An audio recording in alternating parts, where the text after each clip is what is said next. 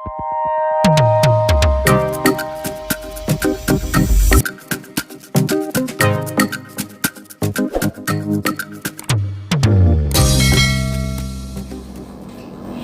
teman-teman, bergabung kembali di channel saya. Tetap setia untuk mengawal peristiwa ibu dan anak di Subang yang sudah menginjak 9 bulan.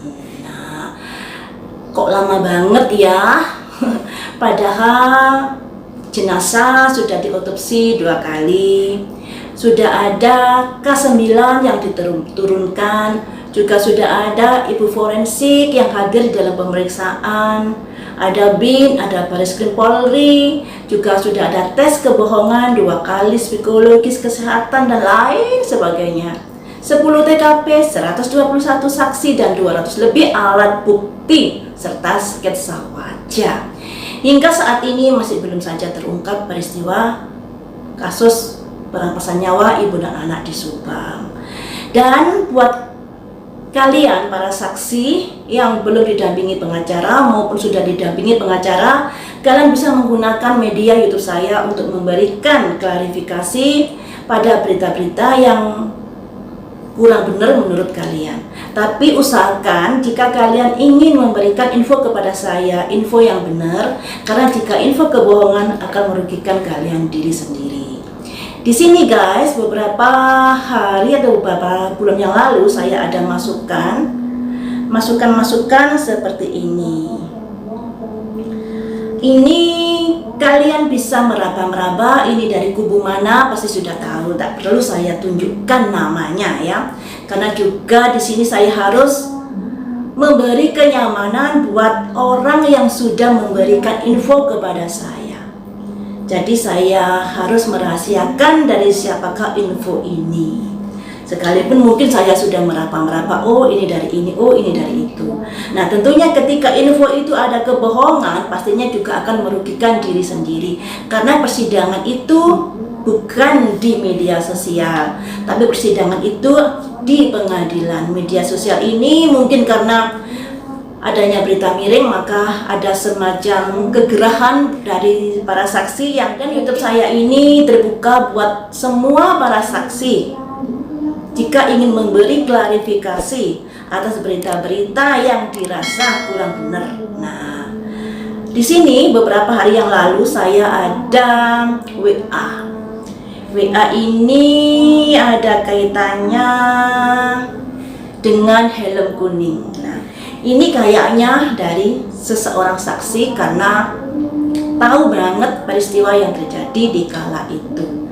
Tapi saya nggak mau menyebutkan siapa nama saksinya karena saya tetap merahasiakan ya, sekalipun mungkin mereka atau dia nggak menyebutkan nama, tapi saya sudah bisa meraba-raba dari pihak manakah ini.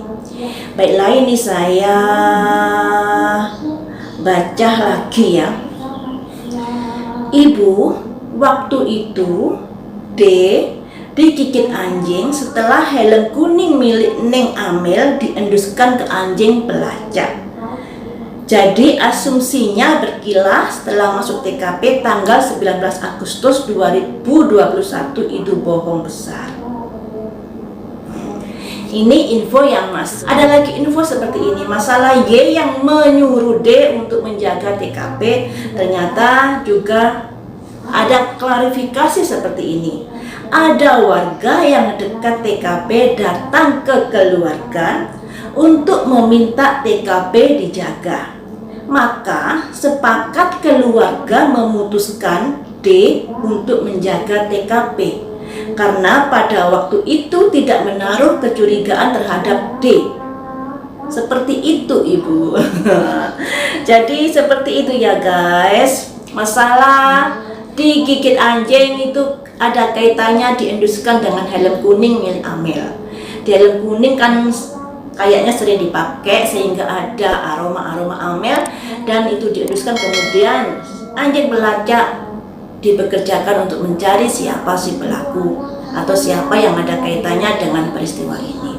Kemudian masalah Y yang menyuruh D, ternyata ada pihak dari warga yang meminta keluarga untuk menjaga TKP dan pada akhirnya memutuskan sepakat untuk menyuruh D menjaga TKP saat itu karena belum menaruh kecurigaan kepada D.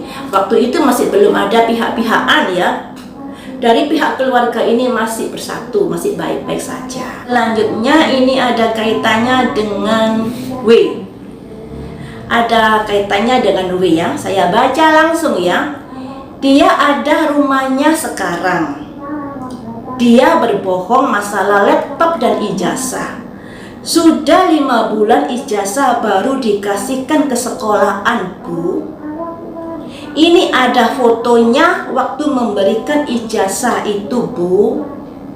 Ya, memang saya diberikan fotonya, W, saat memberikan ijazahnya itu pada wali murid siswa. Membahas helm kuning ini, saya jadi teringat tentang sepatu putih. Banyak sekali beredar di media YouTube ya, sepatu putih ini sepatu laki-laki milik si ini seperti itu. Tapi saya rasa pihak polisi ini nggak seceroboh itu, guys. Pastinya dia juga akan melihat secara detail, tidak seceroboh yang dikomentari oleh para netizen. Oh, ini sepatunya ini sepatunya itu. Oh, ini bohong, yang pada akhirnya membuat pemberitaan liar di mana-mana.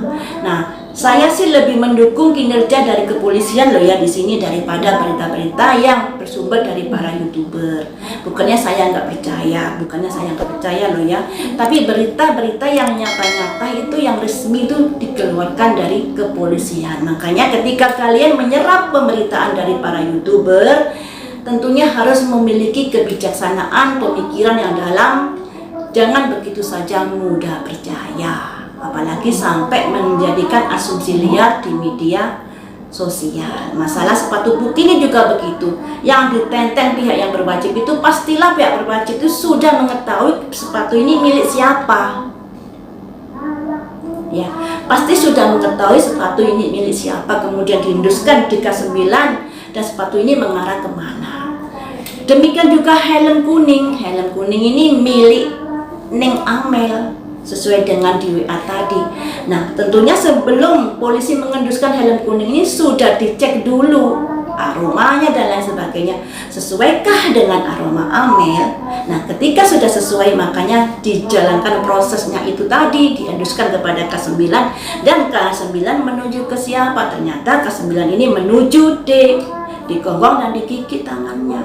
Itu D sendiri yang ngomong, sumber dari D sendiri yang sudah beredar di media sosial. Nah, makanya di sini kita dalam menyerap pemberitaan juga harus hati-hati. Percaya boleh, tapi lebih percayakan pada sumber yang resmi, yaitu sumber dari kepolisian. Dan polisi ini juga sudah memiliki CCTV Pak Yosep dari aktivitas pagi dari rumah Bu Mimin sampai ke TKP. Sudah ada CCTV-nya. Nah, dari CCTV itu apakah Pak Yosep menggunakan jaket waktu berangkat, kemudian waktu dia ngelapor ke polisi apakah jaket itu nggak dipakai? Tentunya semuanya sudah digali. Polisi ini pinter, guys, tidak seperti kita. Polisi ini sekolah untuk bisa menjadi penyidik seperti itu. Sudah terlatih. Nah, kalau kita terbatas dengan temuan-temuan yang ada di media sosial, kemudian kita gali rame-rame, ada pro dan kontra, itu yang membuat jadi berantem antara kubu A dan kubu B. Seperti yang saya bilang tadi, sebenarnya persidangan itu adalah persidangan di pengadilan, bukan di media sosial pertarungannya ya. Tapi efek dari lamanya pengungkapan ini dan tentunya pihak-pihak yang disudutkan akhirnya nggak sabar menahan geram, pada akhirnya juga keluar. Seperti itu info-info yang masuk sebenarnya masih banyak ya guys, tapi saya pilih-pilih. Nah, di sini kita sebagai pengawal memang mungkin karena lamanya pengungkapan sehingga kita kadang-kadang memberikan asumsi liar yang pada akhirnya mendorong masalah ini semakin liar ya. Makanya di sini saya memberikan kewenangan atau kesempatan kepada para saksi untuk menyuarakan pendapatnya di channel saya yang akan saya upload sesuai dengan apa yang di WA-kan. Tidak saya kurangi dan tidak saya tambahi. Nah, semoga saja dengan hal ini bisa membuat permasalahan ini agak clear, jadi tidak liar lagi asumsi yang berkembang di masyarakat yang begini ya. Karena di sini peristiwa ini begitu lama belum diungkap sehingga efek dominonya adalah banyak detektif dadaan, YouTuber dadaan, dan pengawalan dalam kasus ini. Karena keinginan kita agar cepat diungkap. Jangan nunggu-nunggu lama-lama lagi. Apa sih yang ditunggu? Barang bukti juga sudah 200 lebih ya. TKP 10, kemudian saksi 121. Nggak bisa kita bayangkan seandainya nanti di persidangan pasti akan memakan waktu lama karena TKP-nya aja 10, barang bukti, alat bukti 200 lebih, saksinya 121. Nggak bisa bayangkan nanti kalau menghadirkan para saksi bisa ngantri kayak sepur. Nah, seperti itu teman-teman ya. Jadi info kali ini seperti itu. Saya nggak memprediksi karena juga prediksi belum tentu atau hanya sekedar bisa memberi clue dan itu juga belum tentu benar. Saya lebih suka kalau ada info-info yang seperti ini yang bisa membuat lebih clear lagi perkara ini. Dan di sini tentunya kalau seseorang itu memberikan info bohong pasti akan merugikan diri sendiri. Karena setiap info akan saya up keluar dan tentunya pihak yang berwajib pasti akan mengetahui yang memberi info ini dari pihak mana untuk keuntungan apa dan lain sebagainya. Jika ada kebohongan pastilah akan memperburuk orang tersebut. Makanya ketika kalian ingin menggunakan media YouTube saya buat para saksi, tolong tayangkan atau tolong infokan pemberitaan yang sejujur-jujurnya. Seperti itu ya teman-teman. Nah, sampai di sini dulu. Lain waktu akan saya sambung lagi dengan meng-up info-info terbaru dari para saksi. Dan di sini saya tidak membehak, info dari manapun akan saya up keluar. Dan kayaknya kenyataannya memang info-info yang kemarin-kemarin itu ada benernya juga, ya. Baiklah teman-teman, sampai di sini dulu. Lain waktu kita sambung lagi dengan pemberitaan yang lainnya. Jangan lupa untuk selalu di subscribe, diklik tanda lonceng, di like, di komentari serta diberi masukan saya untuk memprediksi siapa